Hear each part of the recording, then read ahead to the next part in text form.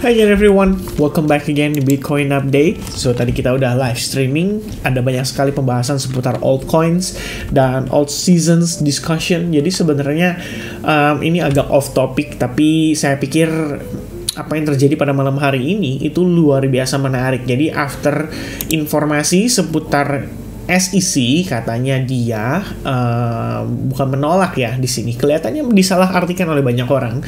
Inadequate itu artinya dia ada kekurangan dokumen. Jadi intinya perlu dilengkapi lagi, dokumennya dikembaliin, dan mungkin tetap ya yang namanya ETF spot itu bisa di-approve. Masih ada harapan ya, setidaknya itu kabar baiknya. Nah, Bitcoin after data tadi, bukan data sih, lebih tepatnya after news tadi, itu langsung turun signifikan ya. Sebelumnya kita sama-sama ngelihat pada saat live streaming itu Bitcoin lagi retest $31.000, and at the same time harganya ketarik turun sampai ke $29.500. But then recovery, close back, dan 3 jam lagi kita bakal close candle time frame daily untuk Bitcoin.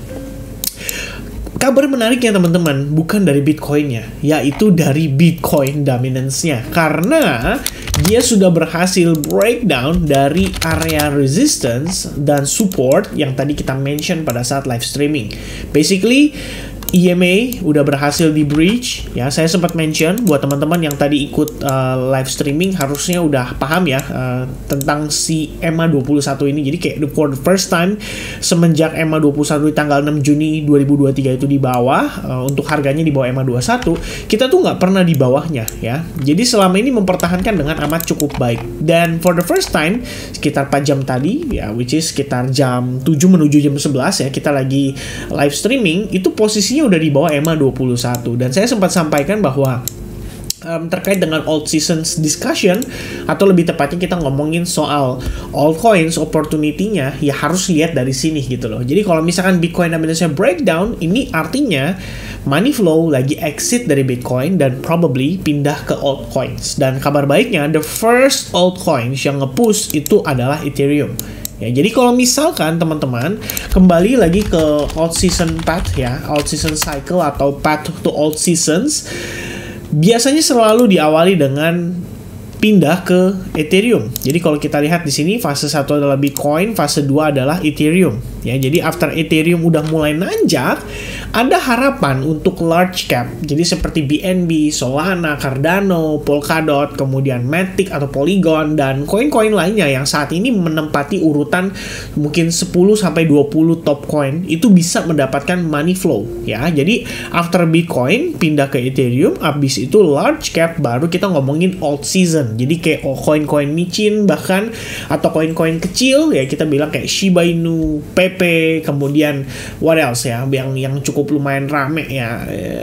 Teman-teman sekalian mungkin boleh mention soal Arbitrum, Aptos, atau mungkin Optimism, itu bakal dapat kesempatan juga untuk dia ngepump.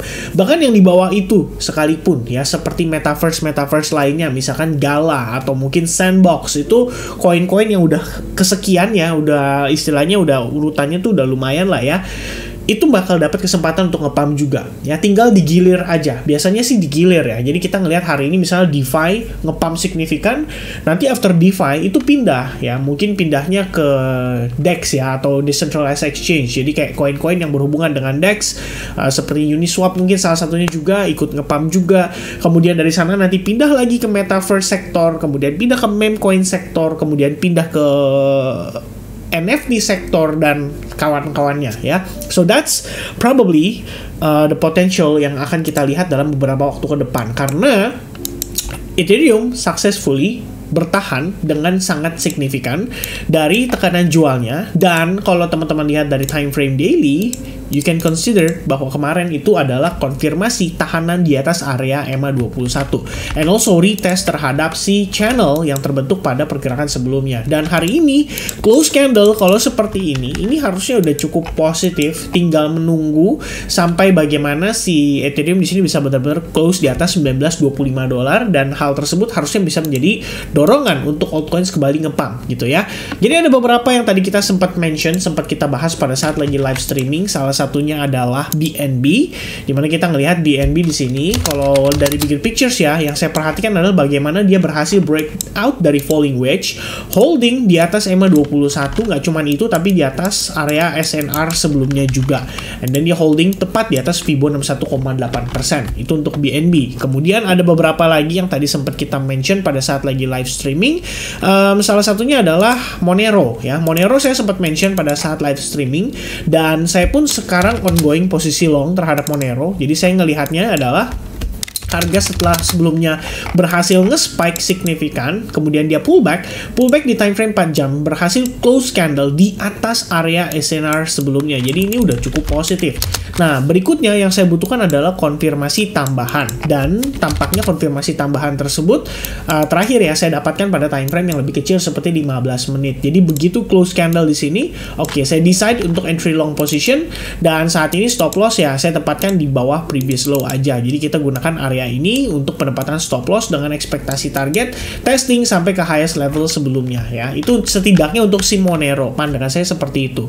Yang menarik lagi adalah LTC teman-teman, karena tadi waktu kita bahas live streaming, live loh ya, bener-bener live, kita ngelihat LTC itu turun sampai retest ke area Fibo 61,8% ini ya, dan somehow close candle time frame 1 jamnya, which is ini kita masih live ya, karena jam 9, 10, 11 itu masih holding di atas EMA 21 dengan amat sangat baik. Tapi begitu kita selesai live streaming, LTC langsung nanjak signifikan dan suddenly dia create higher high ya. So technically apakah LTC udah saatnya di short ya? Saya sih bisa katakan sebaiknya jangan gitu ya. Selama sellers masih mendominasi, nggak ada point untuk kita melakukan selama buyers masih mendominasi dan sangat signifikan, nggak ada point untuk kita melakukan sell short pada progress LTC saat ini.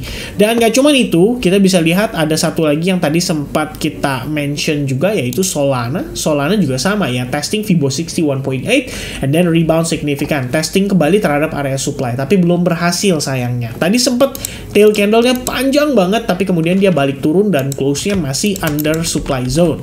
Sementara untuk optimism ini juga sama ya, saya sempat kena stop loss di first attempt. Jadi begitu tadi yang pertama kali close candle di sini, saya pikir sudah breakout, inverted head and shoulders. Tadi kita udah bahas juga pada saat live streaming, but then it failed ya, it failed dan pullbacknya di sini kenain stop loss. Abis itu dia balik recovery dan close di atas area SNR-nya.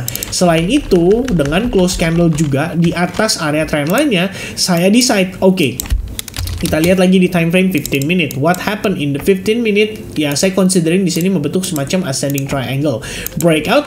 Oke, saya decide untuk re-entry pada pada futures untuk OP ya. Jadi so far saat ini posisi itu lagi running ya, lebih kurang kembali lagi ke 0,6 ya, 0,6 R ya lebih kurangnya. Tadi sempat udah 1 R lebih, tapi kemudian dia balik turun, dan ya saya pikir masih saya akan pertahankan untuk posisinya. Jadi kalau saya tinggal tidur nanti, mungkin saya akan slide stop loss-nya ke break even supaya bisa secure posisinya, supaya nanti begitu bangun pagi ya amit-amit sampai kejadian yang nggak terduga gitu ya, kita nggak perlu terlalu panik, dan ya udah kalau kena ya it's okay ya, maybe ya belum rezeki ya, sesimpel itu.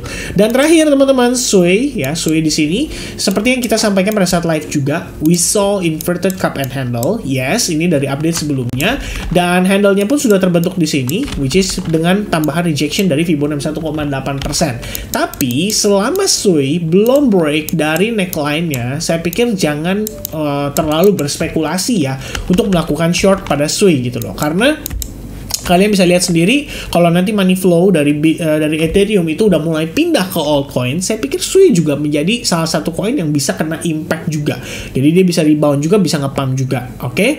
Jadi ya for now that's the consideration ya buat teman-teman sekalian di altcoins. Mudah-mudahan kalian bisa ada pertimbangan ya dan memperhatikan dengan seksama kira-kira koin mana yang berikutnya akan mendapatkan kesempatan untuk di-pump gitu ya. Saya di sini juga ngelihat LDO setelah tadi double bottom ya, retest, wah ternyata ya LDO fly cukup signifikan. Ya nggak fly banget, tapi at least dia udah berhasil break di atas area SNR-nya, dan ini so far so good ya untuk si LDO. Alright, so kembali lagi teman-teman ke main star-nya kita, yaitu Bitcoin. Well, basically Bitcoin di time frame daily sekalipun kita ngelihat dia cuman steady ya di same level atau di range yang sama saja. di atas $30.000 tapi tidak melebihi $31.000. So we are still maintain in the same level. Oke, dengan candle rejectionnya, ya saya pikir di sini mengisyaratkan bahwa ini adalah potensi untuk lower high yang baru, dan di bagian bawahnya sendiri ini adalah higher low, ya, yang berpotensi menahan si Bitcoin untuk turun lebih jauh. At least kita holding di atas area demand zone-nya. Alright, so teman-teman sekalian, tentu saja di sini untuk Bitcoin dengan rejection yang tadi terjadi dan volume yang sangat signifikan, kita tetap harus waspada terhadap potensi Bitcoin bisa create lower low after retest ini, ya. Cuma mudah-mudahan kalau misalkan Bitcoin masih baik dan berkenan, ya dia konsolidasi aja lah, ya, istilahnya dia konsolidasi, jangan turun dulu supaya altcoins-nya nanti bisa pada naik atau nanjak terlebih dahulu. Ya, buat teman-teman yang mungkin ada posisi, ya bisa maintain dulu, bisa exit dulu. Toh besok kita masuk ke weekend, hari Sabtu, transaksi nggak terlalu volatile. Ya, jadi chill a bit ya teman-teman sekalian. Alright, so itu dia mungkin untuk update saya seputaran si Bitcoin, ya. Please be notice teman-teman, di Twitter update saya sebelumnya sudah sampaikan juga. Intinya ya, kita nggak peduli lah ya dia break ke atas atau break ke bawah. In the end, final ekspektasinya adalah tetap nanjak ke atas. Jadi kalau dia turun itu artinya pullback, kalau dia naik itu berarti langsung signifikan, trennya kuat gitu. Dan kalau misalkan teman-teman pengen lihat Bitcoin bisa ngejar sampai ke $40.000, idealnya adalah jangan sampai ada breakdown. Itu kenapa? Karena trennya berarti masih masif dan sellersnya itu masih sedikit, ya. Jadi power atau momentumnya nggak terlalu signifikan. Alright, so ya, ini saya ada beberapa ini ya. Ada beberapa komen dari teman-teman sekalian, ya. I'm so sorry cannot reply one by one, tapi well, I'm so excited ya, teman-teman udah mulai aktif juga di Twitter, and hopefully apa yang saya sharing bisa bermanfaat. Alright, so I think that's it teman-teman sekalian untuk update saya seputar Bitcoin. Hopefully you guys enjoy the information dan juga untuk update-nya. God bless buat teman-teman semuanya. Besok adalah weekend, so enjoy a bit your time with your family. Make sure psychology kalian tetap dalam keadaan netral supaya nggak terlalu greedy lah ya, atau nggak terlalu fear di dalam transaksi-transaksi berikutnya. Alright, so I think that's it. Thank you very much guys. I'll see you guys again in the next update. God bless semuanya. Cheers, bye bye.